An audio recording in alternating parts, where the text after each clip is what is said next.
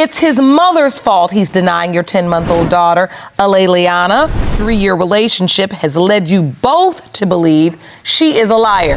He's so jealous and insecure about himself. Like, if I go to the store, I gotta be back in a certain time. Like, he's just crazy. Yeah, honestly. Jealous. Of course I'm jealous. You were my boyfriend for like almost 3 years. While engaging in adult activities, but you're still acting like kids. She's sneaky. Yeah. And that's what leads you to doubt paternity. We started talking. She went to the movies with some other guy. She loved him, this, and that. But the next day you did something with another girl and you was just telling your ex you loved her, so what's the difference? Yeah, I said I care for him. I never said I loved him. He told his ex he loved her, and I did go to the movies with a boy, okay? He was happy for a minute, and then, I don't know, I guess there we go with the DNA test stuff, so. I was happy and shocked at the same time, because I felt like it happened fast, because we had. In Judge Lauren Lake's courtroom, the atmosphere feels heavier than usual, as if every whispered doubt and every unspoken fear from months past has followed the parties into the room. No scenes, no dramatics, just the unfolding of a complex family conflict where the DNA test becomes the doorway that may either heal or completely break the relationships at stake. Everyone present understands that when the results come out, truth changes everything, and that truth is the only thing Judge Lake is interested in today.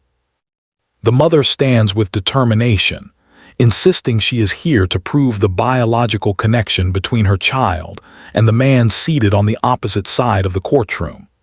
To her, the case is not just about a scientific test. It is about restoring dignity, repairing trust, and ending a cycle of accusations and emotional abandonment. She explains that she has lived under the shadows of rumors, doubts, and family gossip for too long. In her words, being here is not optional. It is mandatory because she is tired of carrying the burden of proving her honesty without the support of solid evidence. The father, on the other hand, enters the courtroom with a mixture of frustration and emotional fatigue. For him, this is not merely a matter of biology. It is a matter of betrayal, insecurity, and the fear of raising a child only to eventually face the devastating confirmation that he may have been living a lie. His doubts, fueled by past arguments, social media messages, and stories brought to him by outsiders, have grown into a constant internal struggle. Listening to him, it becomes clear that he has been wrestling privately with fears he never learned to articulate properly. He also reveals that he feels deeply disrespected, singled out, and blamed for problems that he believes were created long before the child was born. Judge Lauren Lake listens to both sides with the compassion she is known for, yet she holds firm to the legal framework of the court. She explains the role of DNA tests, particularly in cases where the relationships have crumbled due to mistrust. She highlights that although people regret taking certain tests when emotions are high, the legal system has no room for guessing games. A test is not an offense. It is a tool used to clarify the truth, and the court is a place where clarity is not only welcomed but required. As the parties continue, the mother describes how her partner's family members have influenced the downward spiral of the relationship. She says that gossip and outsider commentary had become louder than their own communication, and at some point, she began to feel that his doubts were no longer based on evidence, but on suspicion planted by those who never believed in her. She talks openly about how painful it has been to see her child treated differently from other family members simply because of uncertainty. The experience, to her, resembles the emotional heaviness shared by individuals who speak on Celebrate Recovery testimonies, where people acknowledge the pain created by mistrust, addiction, broken families, and generational trauma. Judge Lake gently shifts the conversation toward the relationship between law and justice, reminding the couple that justice is not just a philosophical concept. It has real consequences in everyday life. She references how courts operate under structured systems, mirroring broader principles discussed in the Game-Changing Attorney podcast, where legal professionals explain how emotions and law collide. She acknowledges that their personal hurt is real, but she emphasizes that the courtroom cannot rely on emotions to determine legal truth. Justice in jurisprudence is not based on who feels more pain, who cries more, or who speaks louder. It is grounded in facts, supported by credible evidence, and delivered inside a process where impartiality must be preserved. The father explains that his doubt did not form overnight. He references DNA test cheating stories he has seen online and talks about the fear of raising a child who may not be his. He admits that constant breakups, arguments, and social media interference created an environment of mistrust where every little action seemed suspicious. Judge Lauren Lake acknowledges that emotional context matters, but she reminds him that suspicion is not evidence. She further notes that the adverse inference in evidence act sometimes applies when one party withholds information. But here, both sides have willingly participated in the testing process, so assumptions cannot replace scientific truth. The mother then talks about the emotional toll of raising a child while dealing with unresolved doubt. She describes the challenges of motherhood, the isolation she felt, and the weight of trying to convince everyone around her of something she already knows to be true. For her, today is not just a legal proceeding, it is an opportunity to reclaim her narrative. Judge Lake reminds her that, although this DNA test will answer one major question, it cannot alone repair the emotional wounds created in the relationship. In the background of their story lies an ongoing stage in divorce, not a legal one yet, but the emotional unraveling that mimics every painful step of it. The father explains that their arguments escalated to the point where they questioned whether they should even stay married or continue the relationship.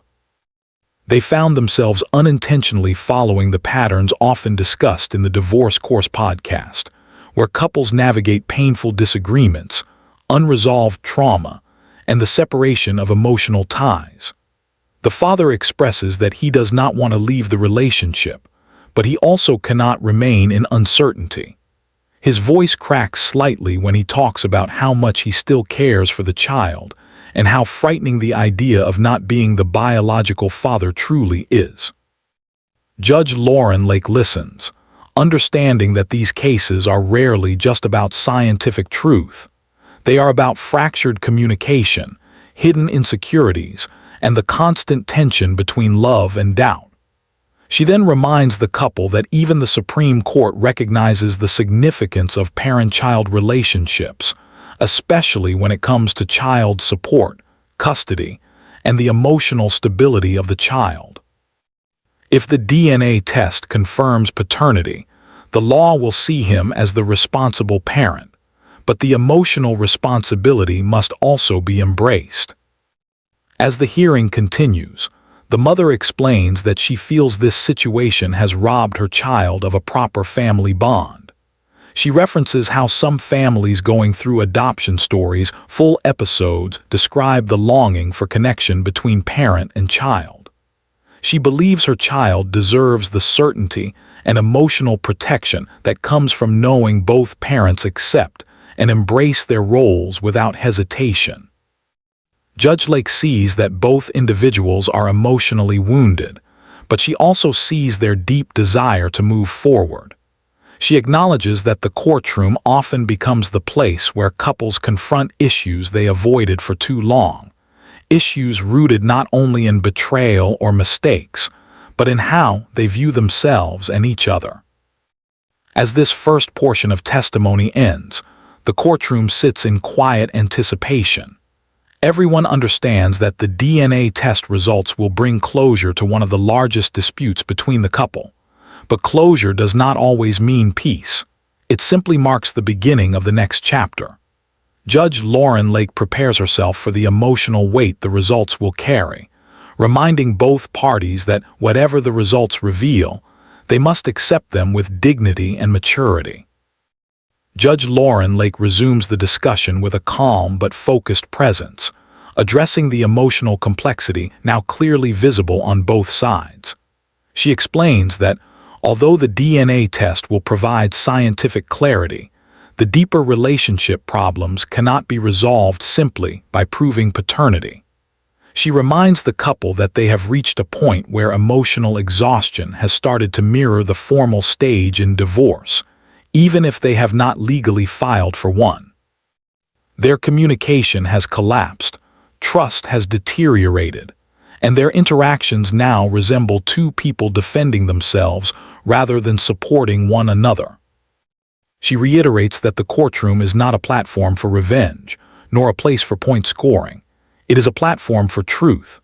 She uses this moment to explain the relationship between law and justice, a topic often explored in legal analysis and discussions such as those featured on the Game Changing Attorney podcast.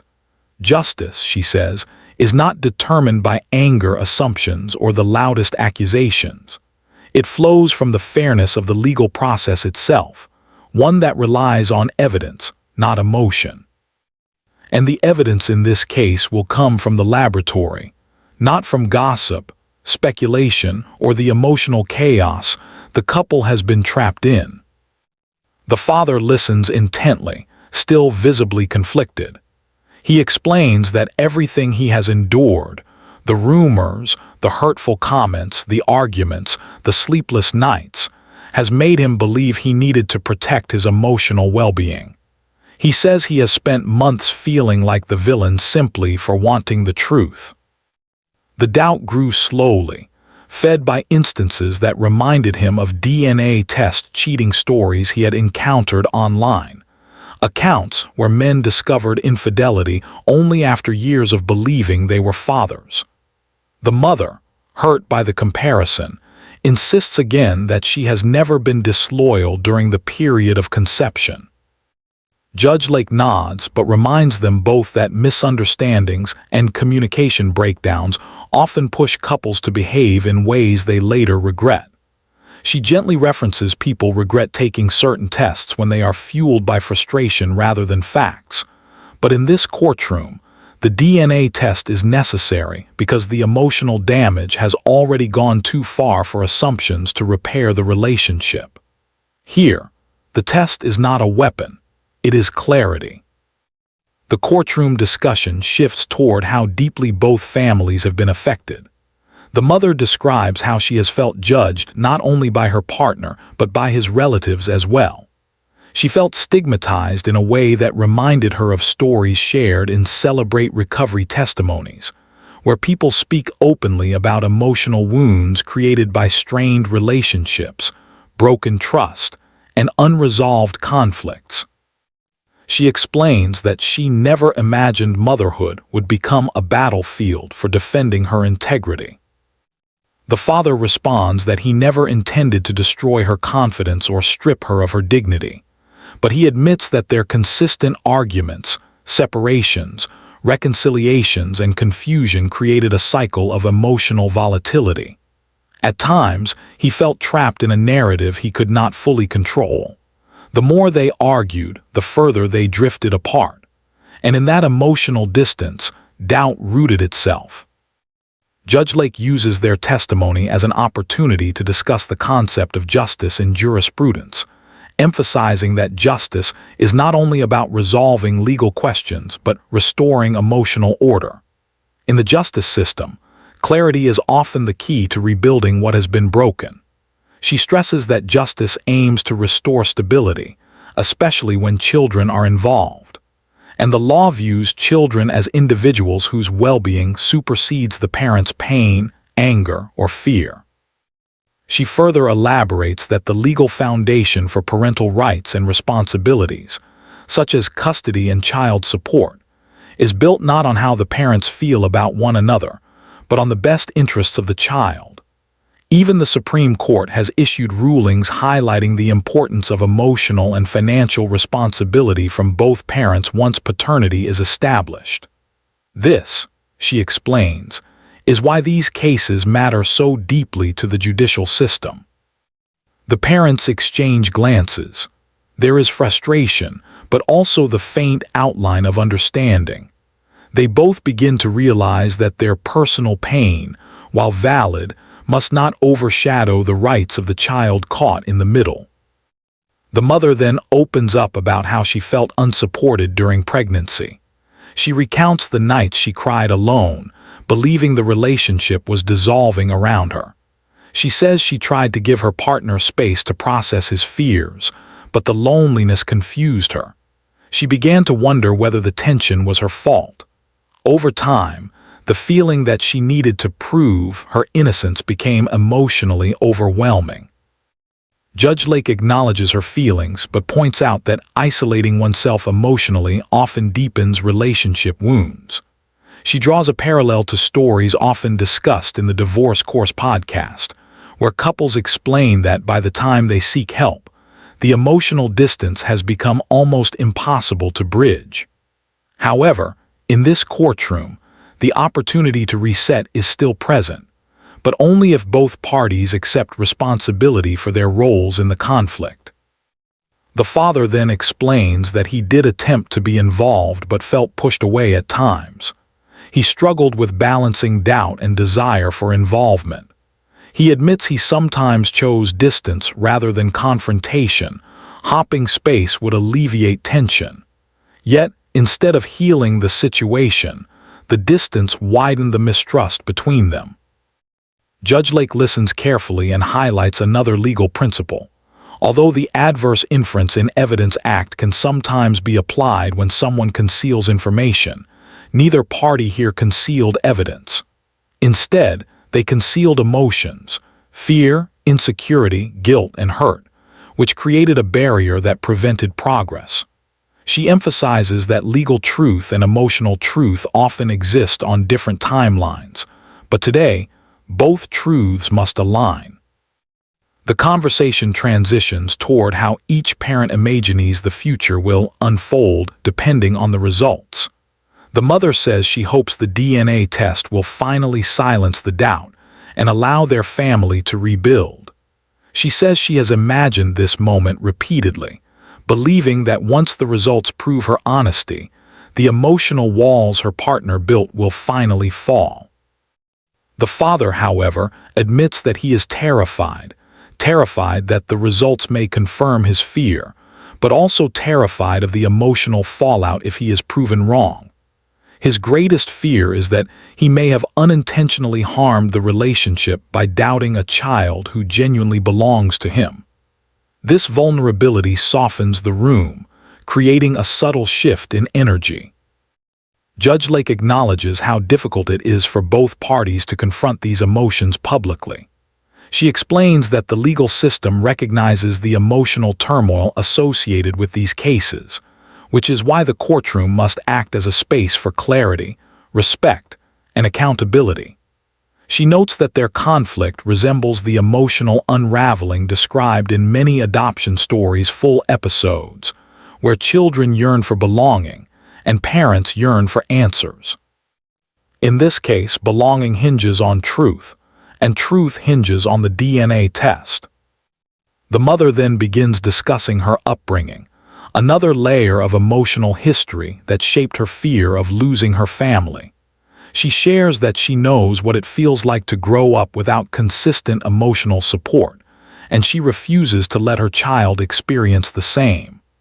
Her voice carries a quiet strength as she explains that coming to court was not a choice made from anger. It was a decision made from love.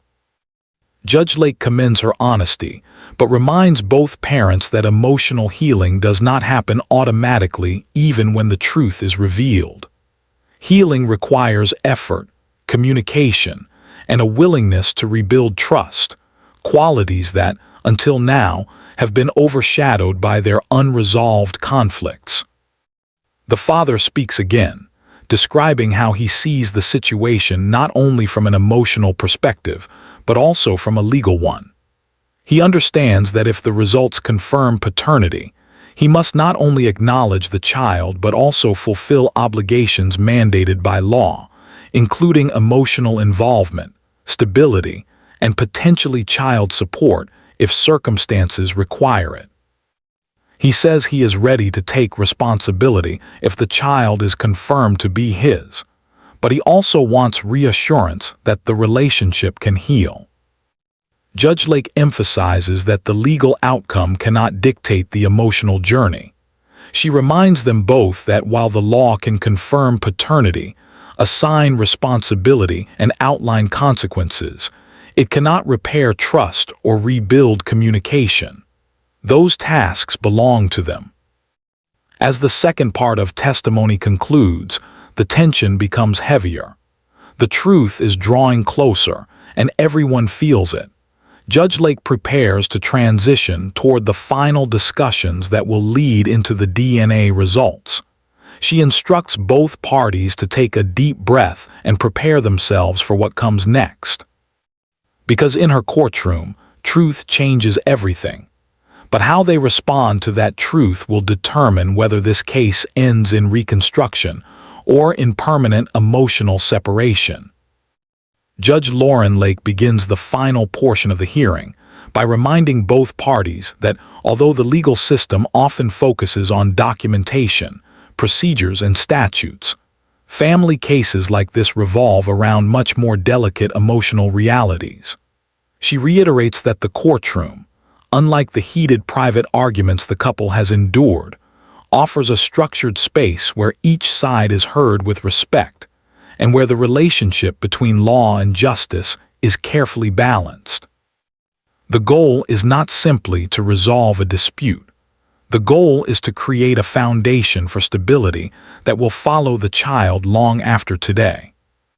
She explains that the truth revealed by the DNA test will remove the uncertainty that has shadowed their relationship for months, but it cannot remove the emotional scars created along the way. She notes that many individuals share on Celebrate Recovery testimonies how unresolved pain, mistrust, and miscommunication often continue long after a factual truth emerges. That is why she urges both parents to acknowledge that while the results offer clarity, they do not eliminate the need for healing. The father sits tensely, fully aware that the test will either validate his doubts or expose how deeply those doubts have wounded his family. He admits he has replayed countless scenarios in his mind, moments where suspicion felt justified, moments where guilt swallowed him, moments where he wished he could rewind time and choose patience instead of distance. But he cannot change the past. What he can do, he says, is accept the truth and the responsibilities that follow. This is not a case he ever wanted to be part of, but it is one he now understands needed to be addressed openly. Judge Lake uses this moment to educate them on the concept of justice in jurisprudence, explaining that justice is not only about right and wrong but about understanding consequences. When doubt is left to grow unchecked, it shapes behaviors, choices, and perceptions. When accusations replace conversations, emotional connection suffers. And when suspicion replaces trust, families fracture. Today, she stresses, is their opportunity to reverse that fracture if they choose to. The mother listens intently, her emotions shifting between hope and exhaustion. She expresses that she came today because she believes in letting the truth speak louder than gossip, louder than insecurities, louder than mistakes. She is hopeful that once the results confirm what she already knows, they can rebuild not as adversaries but as partners. She describes her longing for emotional peace, for the chance to raise her child in a home where love is not constantly overshadowed by suspicion. To her, this day is the turning point, the moment where they can finally step out of the chaos. Judge Lake then speaks about the legal implications tied to the results. If paternity is confirmed, responsibilities such as child support, custody arrangements, and decision-making rights come into play. She references how even the Supreme Court upholds the principle that biological parents carry legal obligations regardless of emotional conflict. For the father, this means understanding that the legal system will expect him to show up consistently, not only financially, but emotionally. For the mother, It means recognizing that co-parenting requires cooperation, communication, and the willingness to allow the father access to the child without fear or retaliation. The Courtroom becomes a mirror of the stories often shared on the Divorce Course podcast, where couples describe emotional unraveling that worsened because both sides waited too long to address underlying issues. Judge Lake notes that while this couple has not filed for legal separation, they are standing at an emotional crossroads similar to the early stage in divorce. They can either continue drifting apart or choose to address their problems honestly. She also brings attention to the concept of transparency in legal matters, referencing the Adverse Inference in Evidence Act, which allows courts to draw conclusions when one party withholds information.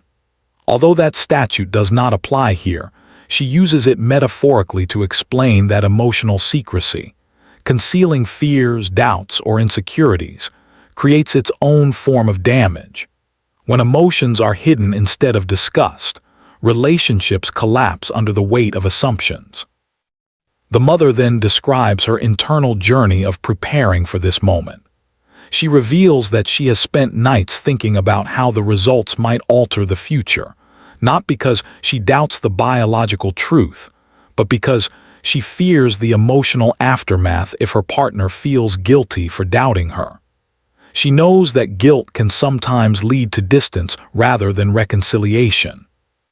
Still, she clings to hope that this truth will act as a catalyst for healing, proving once and for all that honesty has always been on her side. The father, hearing her vulnerability, admits that if the results confirm paternity, he must confront the emotional consequences of his doubt. He says he fears becoming one of those men in DNA test cheating stories who later express immense guilt for questioning loyal partners. Judge Lake appreciates his honesty, but reminds him that accountability is a sign of maturity, not failure.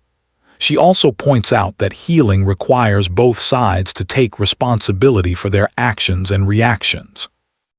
Neither party has been perfect, and neither is completely at fault. They have both contributed to the breakdown,